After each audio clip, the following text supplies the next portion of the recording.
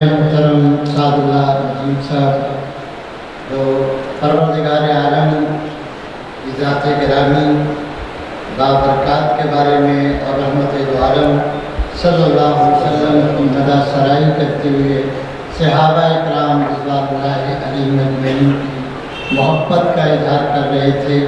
اللہ مجھے آپ کو سب کو پوری امت مسلمہ کو حضور صلی اللہ علیہ وسلم سے سچی محبت نصیب فرمائے۔ حضور کی محبت دین حق کی شرط اول ہے، گر ہو اس میں خامی تو سب کچھ نامکمل ہے۔ صحابہ حضور سے بہت پیار کرتے رضوان اللہ علیہ۔ حضرت قبیب رضی اللہ تعالیٰ عنہ گرفتار ہو گئے، واقعات کو سنتے رہتے ہیں، پھر کبھی بیان کریں گے۔ آج ہم صرف جناب محترم مولانا عبدالکریم ندیم صاحب کو سنیں گے انشاءاللہ۔ میرا خیال ہے کہ میں نے جتنی ان کے خطبات سنے ہیں، شاید یہ سب سے کم حاضری والا یہ ان کا کتاب ہوگا، اور مجھے پورا یقین ہے کہ یہ اپنا پورا پیغام جو دینے آئے تھے وہ دے کے جائیں گے۔ مولانا احسان الحق شجاع آبادی علیہ رحمہ 2.5 گھنٹے تقریر کرنے کے بعد بیٹھے، گرمیوں کا موسم تھا، ایک دیہاتی آدمی چلتا ہوا آیا، اس نے کہا جلسہ کیا جو انہوں نے کیا ہو کہ جلسہ ہو گیا، کہنے میں تو بڑی دوروں سنن آیا سا، اور میں کی سنن آیا سی وہ اللہ دے رسول کی ختم نبوت بیان کر دینے، اور میں بے بابا وہی 2.5 گھنٹے کی تقریر جو ہزاروں کے اجتماع میں کی تھی، ایک آدمی کو سنانے کے لیے مولانا احسان الحق شجاع آبادی علیہ الرحمہ نے وہ سما باندھ دیا، اور اس آدمی کی وہ جو کشش تھی، جو اس کی خواہش تھی، اس کی تکمیل کر دی۔ تو انشاءاللہ آج مولانا عبدالکریم ندیم صاحب کی بہت خوبصورت گفتگو کرتے ہیں، میں نے کم لوگوں کو سنا ہے اتنی خوبصورت گفتگو کرتے ہیں۔ جب آپ سنیں گے تو آپ یقیناً میری اس بات کی تائید بھی کریں گے۔ حضرت قبیب رضی اللہ تعالیٰ عنہ کو انہوں نے کہا کہ اب شہید کر دیا جائے، مار دیا جائے، پھانسی دے دی جائے، تو فرمایا میری ایک چھوٹی سی خواہش ہے، کیا میں 2 رکعت نماز نفل پڑھنا چاہتا ہوں۔ 2 رکعت نماز نفل ادا کیے اور بڑی تیزی کے ساتھ ادا کر لیے۔ کہا مجھے عادت ہے لمبے سجدے کرنے کی، صحابہ کا تو قرآن کہتا ہے لمبے سجدے کرنے کی عادت ہے، لمبا رکوع کرنے کی عادت ہے، لمبا قیام کرنے کی عادت ہے۔ آج میں نے یہ ساری چیزیں اس لیے مختصر کر دیں، حضور کے دشمن کہیں یہ نہ سمجھیں کہ حضور کا محبوب موت سے ڈر گیا ہے۔ میں موت کو سینے سے لگانا چاہتا ہوں، اس لیے جان دی ہوئی اسی کی ہے، حق تو یہ ہے کہ حق ادا نہ ہوا۔ تو میں دعوت سخن دینے جا رہا ہوں بر صغیر کے عظیم خطیب مولانا عبدالکریم ندیم صاحب کو۔ ویسے تو وہ میرے ہم نام بھی ہے، میرا نام بھی عبدالکریم ہے، میں نالائق آدمی ہوں، یہ بہت قابل آدمی ہے، انشاءاللہ آپ ان کی گفتگو سن کے بہت ملحوظ ہوں گے انشاءاللہ۔ للہ رب العالمین والصلاة والسلام علی سید الانبیاء والمرسلین وعلی آلہ واصحابہ الطیبین الطاہرین، اما بعد فاعوذ باللہ من الشیطان الرجیم، بسم اللہ الرحمن الرحیم، وما ارسلناک الا رحمۃ للعالمین۔ قال النبی صلی اللہ علیہ وسلم انما بعثت رحمۃ مہداۃ۔ صدق اللہ العظیم وصدق رسولہ النبی الکریم۔ محبت کے ساتھ سب کو اللہم صلی علی محمد وعلی آل محمد کما صلیت علی ابراہیم وعلی آل ابراہیم انک حمید مجید۔ اللہم بارک علی محمد وعلی آل محمد کما بارکت علی ابراہیم وعلی آل ابراہیم انک حمید مجید۔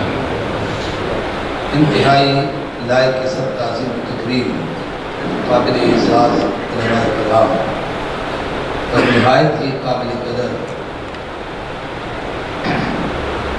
بزرگوں، دوستوں، بھائیوں اور اور اگر میری گفتگو کی آواز پہنچ رہی ہے یا سن رہی ہیں تو میری پردہ نشین غیر مائیں بہنیں اور بیٹی، آپ کی اس خوبصورت عظیم شان مسجد میں حضرت مولانا جاوید اقبال صاحب کے ضابطے کے ساتھ حاضری ہوئی اور آ کر یہاں ایک اور خوشی ہو گئی کہ میرے ہم نام آپ کے خطیب ہیں مولانا کریم صاحب، اللہ ان کو بھی سلامت رکھے۔ اور جو سب سے بڑی خوشی ہوئی ہے وہ یہ ہے کہ یہ کسی طبقے کی مسجد نہیں، مسلمانوں کی مسجد ہے، سارے مسلمان۔ اللہ یہ وحدت ہم سب کو نصیب کرے، آمین۔ ربیع الاول شریف کا مہینہ ہے، اس مہینے میں نبی کریم صلی اللہ علیہ وسلم کی ذات اقدس کے حوالے سے بڑے بڑے اجتماعات، بڑی بڑی تقریبات منعقد کی جاتی ہیں، جلسے منعقد ہوتے ہیں۔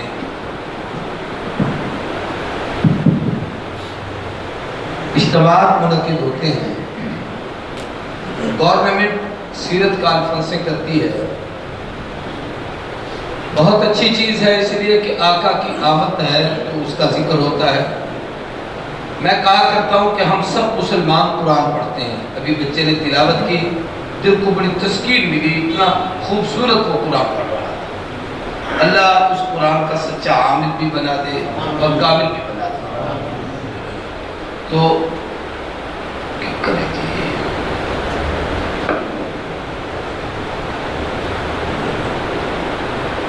قرآن پاک پڑھ رہا تھا، مسلمان روزانہ پڑھتے ہیں، آپ کی مسجد میں بھی فجر کی نماز کے بعد کئی لوگ قرآن پڑھتے ہوں گے، گھروں میں بھی پڑھتے ہوں گے۔ ویسے حدیث میں ہے کہ مغرب کے بعد عشاء کے بعد سورہ واقعہ پڑھا کرو، عشاء کے بعد سورہ ملک پڑھ لیا کرو، فجر کو سورۃ یاسین پڑھ لیا کرو۔ بلکہ میں نے ایک روایت میں پڑھا کہ 5 سورتیں 5 نمازوں کے ساتھ پڑھو تو 5 فائدے ملتے ہیں۔ چلو وہ نعمت بھی بتا دیتا ہوں۔ فجر کے بعد سورۃ یاسین پڑھو، اللہ معاملات اپنے ذمے لے لیتے ہیں۔ ظہر کے بعد سورۃ فتح، انا فتحنا لک فتحا مبینا، اس کے پڑھنے کا اہتمام کر لو، اللہ اس وقت تک موت نہیں دیتے جب تک حرمین کی زیارت نہ ہو جائے۔ عصر کی نماز کے بعد سورہ نبا، اما یتساءلون عن النبأ العظیم، آخری پارے کی پہلی سورت، اس کے پڑھنے کا اہتمام کر لو تو اللہ تبارک و تعالیٰ محشر کے ہولناکی سے اللہ محفوظ فرما دیتے ہیں۔ مغرب کی نماز کے بعد سورۃ واقعہ پڑھنے کا اہتمام کر لو، اللہ رزق کے دروازے کھولیں گے، کسی کا محتاج نہیں بنائیں گے۔ اور رات کو عشاء کے بعد اگر سورہ ملک پڑھ لو، اللہ تبارک و تعالیٰ عذاب قبر سے محفوظ فرما دیتے ہیں۔ یہ چند صورتوں کی میں نے بات کہی ہے۔ تو قرآن روزانہ پڑھا جاتا ہے، لیکن آپ جانتے ہیں کہ جب رمضان آتا ہے تو بہت زیادہ پڑھتا ہے، دن کو بھی، رات کو بھی، تراویح میں بھی، مسجد میں بھی، ایک دوسرے کو حافظ بیٹھ کر سنا رہے ہیں، پرانے لوگوں کو دیکھتے ہیں، مسجدوں میں بیٹھے ہیں، نگاہ کمزور ہے، وہ چل پھر نہیں سکتے، لیکن قرآن ہاتھ میں ہے، جناب مسلسل بھی کیا بات ہے، جی چاہتا ہے 10 پارے پڑھ لوں، 15 پڑھ لوں، ایک ختم مکمل کر لوں۔ ایسے لوگوں کو بھی دیکھا ہے کہ روزانہ ایک ختم قرآن پاک کا رمضان المبارک میں، ورنہ 5 پارے 10 پارے تو کوئی بڑی بات ہی نہیں۔ بھئی زیادہ کیوں پڑھتے ہو؟ روزانہ پڑھتے ہو لیکن رمضان میں زیادہ کیوں؟ کہا اس لیے زیادہ پڑھتے ہیں کہ رمضان قرآن کے آنے کا مہینہ ہے۔ کہہ دو قرآن کے جب آنے کا مہینہ ہو تو پھر اس کی آمد پر اس کا تذکرہ زیادہ ہوتا ہے، حضور کی سیرت کے چرچے، محبوب کے ذکر کے چرچے، حضور پہ درود شریف پڑھنا، آقا کی سیرت کا تذکرہ کرنا، آپ کے اخلاق کو بیان کرنا، آپ کی زندگی کے واقعات و حالات اور معاملات کو بیان کرنا۔ مولانا سے آپ ہر جمعہ کے خطبے میں یقیناً محبوب کی سیرت کی باتیں سنتے ہوں گے، لیکن ربیع الاول میں کچھ زیادہ تذکرے ہوتے ہیں، ہر جگہ تذکرے ہوتے ہیں، ولادت کے چرچے ہوتے ہیں، سیرت کے اجتماعات ہوتے ہیں، محفل میلاد کے عنوان سے اجتماعات منعقد ہوتے ہیں۔ بھئی یہ زیادہ کیوں ہوتے ہیں؟ فرمایا قرآن جس میں آیا اس میں قرآن کا ذکر زیادہ ہے، اور جس مہینے میں محبوب ہے اس میں حضور کا تذکرہ زیادہ ہے، اس وجہ سے مسلمان اس کا ذکر کثرت سے کرتے ہیں۔ لیکن ایک چیز سمجھانا چاہتا ہوں، ہمارے ہاں صرف یہ مشہور ہے کہ ربیع الاول شریف آقا کی ولادت کا مہینہ ہے، یہ اپنی جگہ ٹھیک ہے، لیکن صحیح تحقیق یہ ہے کہ جیسے حضور کی ولادت ربیع الاول میں ہے، 40 سالہ دنیاوی زندگی کے یہ اوائل گزرنے کے بعد جب آپ پر اظہار نبوت ہوا، اعلان رسالت ہوا اور آپ نے قبیلہ، برادری اور قوم کو اکٹھا کر کے اللہ کے دین کی دعوت دی ہے، تو علماء نے لکھا ہے کہ اس وقت بھی ربیع الاول کا مہینہ تھا، تو گویا حضور کی ولادت بھی ربیع الاول میں ہے، اعلان رسالت بھی ربیع الاول میں ہے۔ پھر 13 سالہ مکی زندگی جو مصائب و آلام کا خلاصہ ہے، جس میں حضور کو ساحر کہا گیا، مجنون کہا گیا، دیوانہ کہا گیا، راستے میں کانٹے بچھائے گئے، جس میں پتھر پہ اجرے ڈالی گئی، حضرت بلال کے سینے پہ پتھر، گردن میں رسیاں ڈال کے گھسیٹا گیا، زریرہ کی آنکھیں نکالی گئیں، ابو فقیہ کی تسلیت اٹھی، حتیٰ کہ 3 سال شیب ابی طالب کی گھاٹی کی قید حضور نے برداشت کی۔ یہ سارے صدمے برداشت کرنے کے بعد آقا جب مکے سے مدینے کی طرف ہجرت کر کے روانہ ہوئے تو صفر کی 27 تاریخ کو آقا مکے سے چلے ہیں، 3 دن غار میں ٹھہرے ہیں، یکم ربیع الاول کو باہر نکلے ہیں، 8 یا 9 ربیع الاول کو قباء پہ پہنچے ہیں، 3 دن وہاں ٹھہرنے کے بعد 12 ربیع الاول کو حضور مدینہ میں پہنچے ہیں۔ تو گویا ولادت بھی ربیع الاول میں ہے، رسالت بھی ربیع الاول میں ہے، حضور کی ہجرت بھی ربیع الاول میں ہے۔ بات سمجھ آئے؟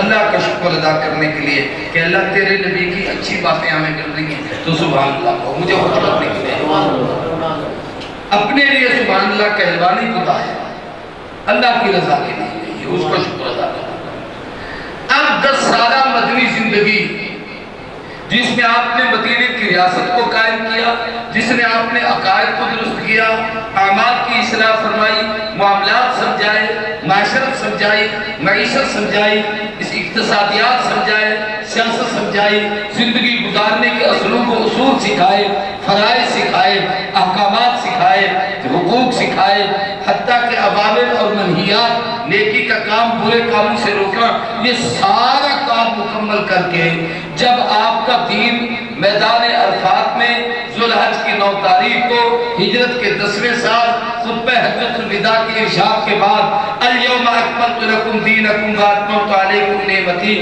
قرآن مکمل ہوا، یہ آیت اتری، دین پورا ہو گیا اور وہ امت کو دے دیا گیا، تو اب آنے کا جو مقصد تھا وہ پورا ہوا، لیکن ذوالحج سے لے کر ربیع الاول تک 3 مہینے کا وقفہ ہے۔ اس 3 مہینے میں محبوب صرف اللہ کے ذکر میں زیادہ مصروف رہتے تھے، اس لیے آقا کا جب وصال ہوا عالم فنا سے بقا کی طرف گئے، خلق سے خدا کی طرف گئے، اس دنیا سے برزخ کی طرف گئے، اور اس فنا کے جہان کو چھوڑ کر اللہم بالرفیق الاعلیٰ کی دعائیں کرتے ہوئے اللہ کی قرب میں پہنچے، تو وہ بھی ربیع الاول کا مہینہ تھا۔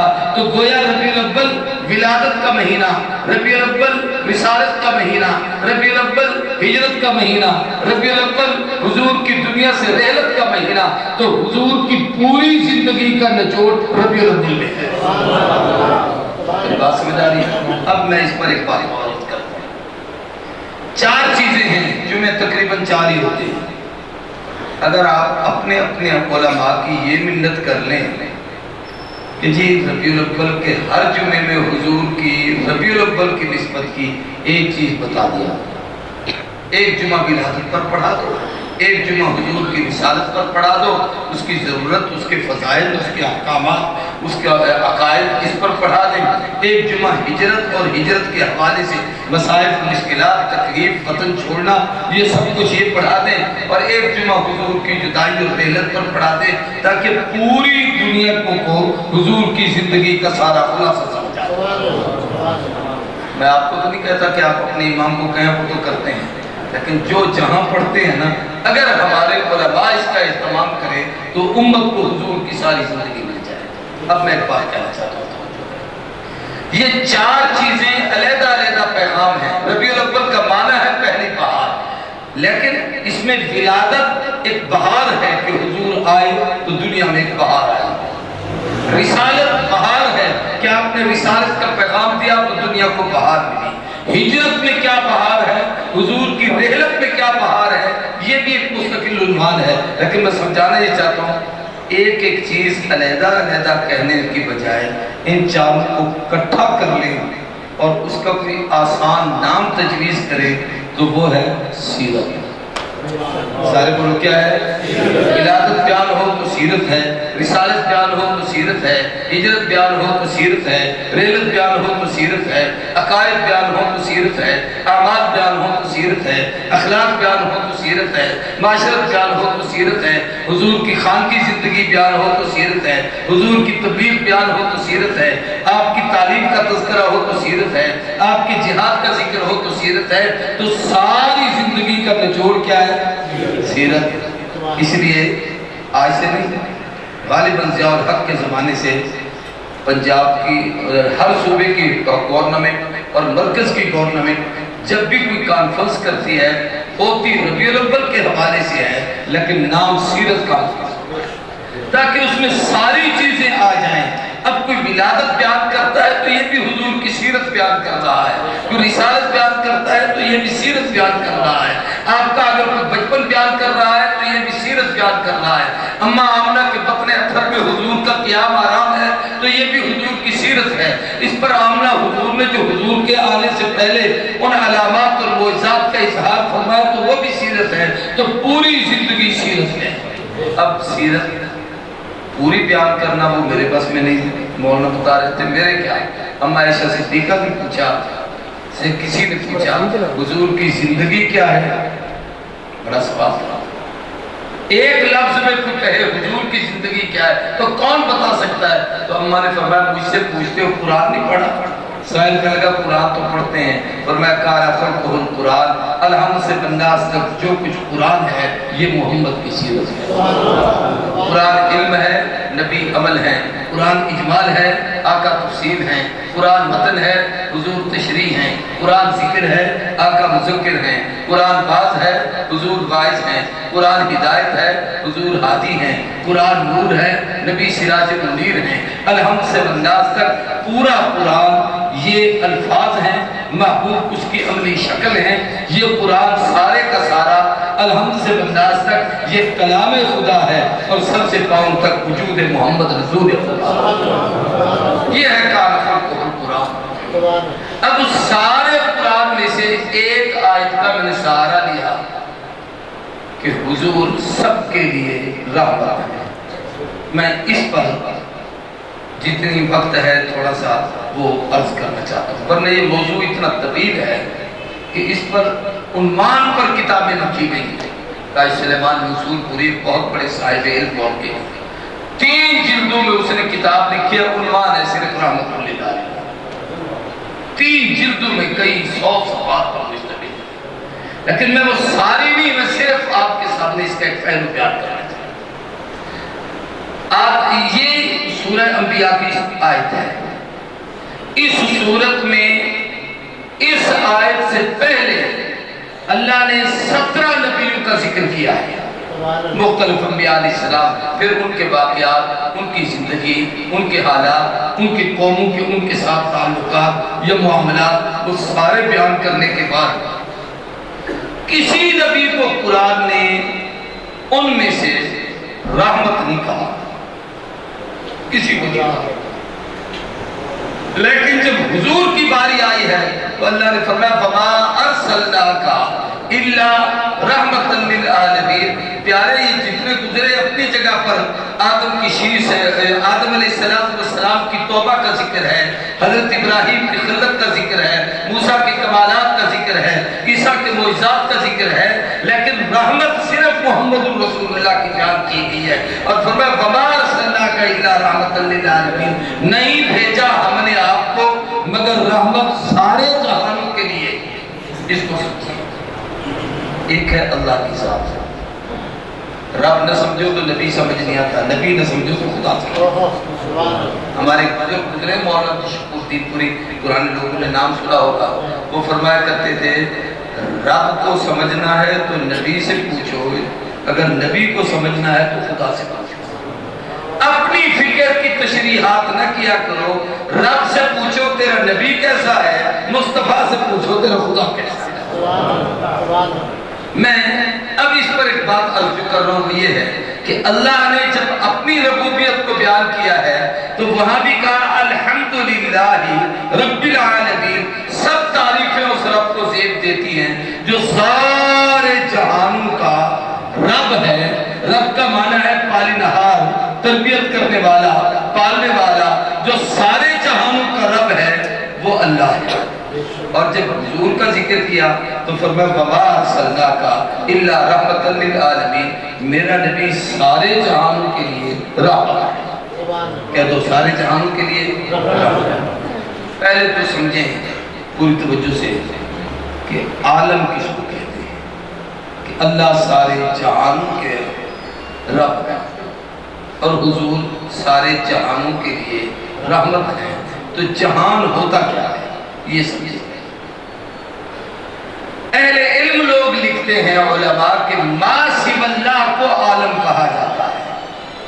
اللہ کی ذات کے علاوہ باقی جس چیز کو اللہ نے بنایا ہے وہ عالم ہے، جہان ہے۔ اب یہ جہان کتنے ہیں اس پر تحقیقیں کرنے والے قبروں میں چلے گئے اور ان سے وہ تحقیق مکمل نہ ہو سکی کہ دنیا میں کتنے جہان ہیں۔ علماء نے لکھا ہے کہ ہر مخلوق کا اپنا ایک جہان ہے جس میں وہ رہتے ہیں۔ 18,000 مخلوق عام طور پر کتابوں میں لکھی گئی ہے، اس سے زیادہ بھی لکھی گئی ہے۔ 6,000 وہ ہے جو خشکی میں، 12,000 وہ ہے جو سمندری اور تری میں اور پانی میں رہتی ہے۔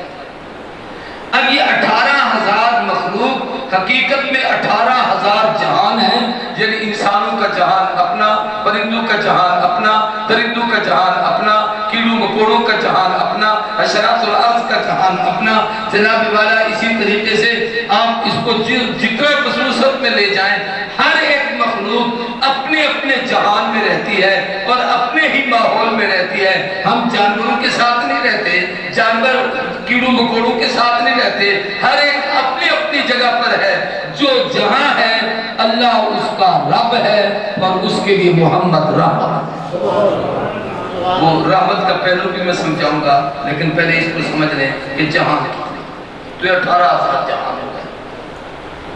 بعد نے لکھا ہے کہ پھر ہر مخلوق کئی جہانوں سے گزری ہے۔ سب کو چھوڑ دیتا ہوں، میں اور آپ انسان ہیں، اپنے آپ پر غور کریں۔ ہم انسان ہیں، اس دنیا میں آنے سے پہلے ہم کہاں تھے؟ کسی کو پتہ تھے یار، دادا جی عالم اربا میں تھے جہاں ہماری روحیں تھیں۔ کہاں تھے؟ عالم کا معنی جہان ہے نا، یعنی وہ جہان ہے جہاں روحیں تھیں۔ پھر سوال یہ ہے کہ کیا صرف انسانوں کی روحیں وہاں تھیں یا رب کی جتنی مخلوق ہے، ہر مخلوق کے دنیا میں آنے سے پہلے اس کی روحیں وہاں تھیں؟ جن اس دنیا میں آنے سے پہلے ان کی روحیں عالم اربا میں، پرندوں کی روحیں عالم اربا میں، درندوں کی روحیں عالم اربا میں، کیڑوں مکوڑوں کی روحیں عالم اربا میں، تو 18,000 مخلوق عالم اربا میں ہے۔ وہ جہان ایک ہے، اس میں 18,000 وہ مخلوق ہے۔ پھر وہ ساری مخلوق ماں کے پیٹ میں آتی ہے۔ ہم ماں کے پیٹ سے دنیا میں آئے ہیں، جتنی چیزیں ہیں یہ پیدا ہوتی ہیں تو ماں کے پیٹ سے۔ تو ماں کا پیٹ ایک مستقل جہان ہے جس میں بچے کی تربیت ہوتی ہے، پرورش ہوتی ہے، سر سے پاؤں تک اس کا پورا وجود بنتا ہے، اس کا سانچہ بنایا جاتا ہے، اس میں روح ڈالی جاتی ہے۔ اب وہ بھی ایک جہان ہے۔ پھر جب دنیا میں آتے ہیں تو پھر ایک اس جہان میں ہزاروں جہان ہیں۔ اس میں مثلا ہم سب جہاں بیٹھے ہیں، اس دنیا میں کتنے جہان ہیں؟ بچوں کا جہان اپنا ہے، چھوٹے چھوٹے بچے کٹھے کھیل رہے ہوتے ہیں، وہ کسی بابے کے ساتھ نہیں کھیلتے ہیں کیونکہ ان کا اپنا جہان ہے۔ بوڑھے بابے بزرگ کٹھے بیٹھ کے پرانے دور کی یادیں اور باتیں کر رہے ہوتے ہیں تو یہ ان کا اپنا جہان ہے۔ نوجوان اپنی جگہ پر بیٹھے ہیں، ان کا اپنا جہان ہے، عورتوں کا اپنا جہان ہے، بچوں کا اپنا جہان ہے۔ پھر اس طریقے سے اگر آپ آگے بڑھنا شروع کریں تو جانوروں کا اپنا جہان ہے، اونٹوں کا اپنا جہان ہے، گھوڑوں گدھوں کا اپنا جہان ہے۔ یہ اس جہان میں ہزار لاکھ جہان ہے۔ اس سے بھی ایک بات اور آگے ہے، وہ اور عجیب ہے۔ صرف ہم اس جہان میں یوں نہیں کہ بچپن جوانی بڑھاپا آتا ہے، بلکہ آج کے حالات کو سامنے رکھیں تو ایک آدمی بھوک افلاس میں پریشان ہے تو لوگ کہتے ہیں جی فقر کے عالم میں ہے. تو یہ فقیری اور بھوکا رہنا یہ ایک جہان ہے. یہ بیماری کے عالم میں ہے، بیماری ایک جہان ہے. یہ قومی کے عالم میں ہے، یہ ایک جہان ہے. صحت کے عالم میں ہے، یہ ایک جہان ہے. جناب اس کا کیا پوچھتے ہو، وہ تو بڑے ریل پھیل کے جہان میں ہے. دولت کا ملنا یہ ایک جہان ہے. یہ جتنے جہان ہیں ان سب جہانوں کا رب اللہ ہے، اور ہر جہان میں رحمت محمد رسول اللہ سب کو صلی اللہ علیہ وسلم. اب میں اگلی بات کہنا شروع کرتا ہوں. یہ تو میں نے آپ کو جہان سمجھایا تھا. اب ان جہانوں کو اگر کوئی گننا شروع کرے، ماں کے پیٹ میں جانے مرنے کے بعد پھر قبر ایک جہان ہے، اس کو عالم برزخ کہتے ہیں. وہاں حساب کتاب ہوتا ہے، وہاں جزا سزا ہے. کیفیت کیا ہے دنیا میں کوئی نہیں جانتا، یہ اللہ بہتر جانتا ہے. لیکن حضور نے فرمایا ہے ہم سب کا ایمان ہے. میری بات سمجھا رہی ہے؟ کیا کیفیت ہوتی ہے یہ اس کو پتہ ہے. حدیث میں آتا ہے قبر میں فرشتے آتے ہیں، سوال جواب ہوگا. ان کا نام آتا ہے آپ کو فرشتوں کا؟ ہاں کیا؟ منکر نکیر. لیکن تھوڑا سا اگر ناراض نہ ہو تو میں بطور اصلاح کہتا ہوں کہ منکر نکیر انکار سے ہے. یہ ان کے فرشتے ہیں جو انکار کرنے والے ہوں. جو اہل ایمان کے پاس آئیں گے ان کا نام ہے مبشر بشیر. وہ خوشخبری دینے والے فرشتے ہوں گے. اللہ ہم سب کو وہی عطا کرے. تو وہ ایک جہان ہے. پھر قیامت میں جب اٹھیں گے تو عالم محشر، ایک دن محشر کا جو 50,000 سال کا ہے، اور وہ 50,000 سال بھی آخرت کے، کہ وہاں کا ایک دن دنیا کے 1000 سال کے برابر ہے. اس ایک دن میں اتنا بڑا وہ محشر کا دن ہے کہ آدم سے قیامت تک ساری انسانیت وہاں ہوگی، حساب کتاب ہوگا، جزا سزا کے فیصلے ہوں گے. تو وہ بھی ایک جہان ہے. پھر اسی طریقے سے عالم میزان جہاں پر ہمارے اعمال تلیں گے، ایسے ہی جناب عالم صراط جہاں پر صراط 1500 سال کا راستہ ہے، ہر آدمی نے گزرنا ہے. پھر جنت اور جہنم وہ بھی ایک جہان ہے جہاں انسانوں نے پہنچنا ہے. تو ہر جہان کا رب کون ہے؟ اللہ. سارے کہو اللہ اور نبی دونوں کو سمجھ لو نا یار. سارے جہانوں کا رب کون ہے؟ اللہ. اور ہر جہان میں رحمت کون ہے؟ محمد رسول اللہ صلی اللہ علیہ وسلم. اب رحمت کو سمجھیں، نتن دیکھیں. رحم کا لفظ، رحمت کا لفظ یہ رحم سے، اللہ کی صفت ہے رحیم، رحمت کرنے والا، مہربان. حضور کی صفت ہے بالمؤمنین رؤوف الرحیم، کہ محبوب ہم نے آپ کو اہل ایمان کے لیے رؤوف الرحیم بنایا ہے، مہربان بنایا ہے. راحمین یہ رحم کا معنی ہے. اس کے اندر جو کچھ ہے اس کا معنی شفقت بھی ہو سکتا ہے، پیار بھی ہو سکتا ہے، انس بھی ہو سکتا ہے، ہمدردی بھی ہو سکتے ہے، مصیبت سے بچاؤ کا دفاع کا طریقہ بھی ہو سکتا ہے. جو کسی کو بھلائی پہنچے اس کو رحمت کہا جاتا ہے. آپ سے ایک بات کرتا ہوں، بچہ ماں کے پیٹ میں جس جگہ ہوتا ہے اس کو کیا کہتے ہیں جی؟ رحم. کیوں یہ نام کیوں ہے؟ اس لیے کہ وہ ایسی جگہ محفوظ ہوتا ہے کہ باہر سے کوئی طوفان آئے، سردی آئے، گرمی آئے، بیماری آئے، تکلیف آئے، دکھ آئے، کانٹا چبھے، پریشانی ہو، یہ ماں جسم پر تو برداشت کرتی ہے. جو اس کے اندر چھپا ہوا ہے رحم کہتے اس کو ہیں کہ جو مصیبت کو ٹال کے اس کی حفاظت کر لے، یہ وہاں تک اس تکلیف کو پہنچنے دے. حضور کائنات کے لیے رحمت کیسے بنے، اب اس کو سمجھیں. یہ میں نے سارا موضوع چھیڑا اس لیے، لیکن شاید میں اس کو مکمل نہیں کر سکوں گا کیونکہ میں نے اس وقت تک تقریر کرنی ہے جب آپ کی عشاء کا اذان کا ٹائم ہو جائے. سب سے پہلے عالم اربع ہے، اور قرآن پاک نے اس کا ایک واقعہ بیان کیا ہے. اللہ نے ساری انسانیت کی روحوں کو جمع کر کے پوچھا تھا الست بربکم، کیا میں تمہارا رب ہوں؟ میں ہوں یا کوئی اور پالتا ہے؟ تو حدیث میں ہے کہ آدم سے قیامت تک کی ساری روحیں وہاں تھیں، اور ایک روایت بڑی عجیب ہے، حضور فرماتے ہیں سب رب کے سامنے تھے لیکن میں اپنے رب کے بالکل سامنے تھا۔ میں گفتگو کر رہا ہوں، سارا مجمع میرے سامنے، ہم سب کو دیکھ رہے ہیں، لیکن پورے مجمع میں کوئی ایک ایسا بھی تو ہے جو بالکل سامنے بیٹھا ہو، اور فطری طور پر جو سامنے ہو اس کی توجہ کہنے والے کی طرف، کہنے والے کی توجہ اس کی طرف ہوتی ہے۔ حضور فرماتے ہیں میں اپنے رب کے بالکل سامنے اور قریب تھا۔ اللہ نے پوچھا کیا میں تمہارا رب ہوں؟ تو کسی کو بولنے کی جرت نہیں ہوئی، سائل رب ہو یعنی سوال کرنے والا۔ ہمارے ہاں بچوں کی تعلیم ہوتی ہے، بچہ قرآن پڑھ رہا تھا، ایک یہاں بتا رہے تھے ہمارے قاری حنیف صاحب کا مدرسہ ہے کیا الخیر جامعۃ الخیر، اس نے وہاں حفظ کیا، تو ان کے ایک بڑے استاد تھے قاری رحیم بھائی صاحب رحمۃ اللہ علیہ، ان کے متعلق اگر پتہ چل جاتا نا کہ وہ امتحان لینے آ رہے ہیں تو بچوں کے تھر تھر کانپتے تھے، بڑے سخت، اور وہ سخت آدمی صرف اتنا بھی پوچھے میں سورۃ الکوثر پڑھ تو بچہ کانپ جاتا تھا، پتہ نہیں کون سی سورت ہے، زبان پر بھی لگتی تھی۔ یہ تو 15 صدیوں بعد حضور کے امت کے ایک عالم قاری کا رعب ہے، جو کائنات کا رب ہے اس کا رعب کتنا ہوگا؟ اللہ نے پوچھا میں رب ہوں یا کوئی اور ہے؟ حدیث میں آتا ہے کسی کو بولنے کی جرت نہ تھی، کسی میں سکت ہی نہیں تھی کہ جواب دے سکے۔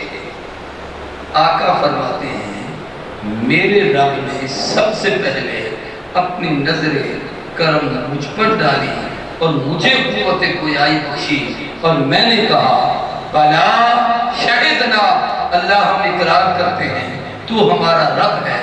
میرے بولنے پہ آدم بھی بولے کہ تو رب ہے، نوح بھی بولے کہ تو رب ہے، ابراہیم بھی بولے کہ تو رب ہے، انبیاء بھی بولے کہ تو رب ہے، صدیقین بھی بولے کہ تو رب ہے، شہداء بھی بولے کہ تو رب ہے، صالحین بھی بولے کہ تو رب ہے، حتیٰ کہ غیر مسلم جنہوں نے دنیا میں بے دین اور کافر ہو کے مرنا ہے، نبی کے اس جواب میں طاقت اتنی تھی کہ ان کی زبانوں پر اس جہان میں یہ لفظ زبان پر آیا اے اللہ تو سب کا رب ہے، تو سب نے رب کو رب تب مانا جب مصطفیٰ مانا۔ میں جو چیز سمجھانا چاہتا ہوں اس کو سمجھو، وہاں رب اللہ ہے، لیکن یہ کس کی رحمت تھی جس نے رب کی پہچان کروائی؟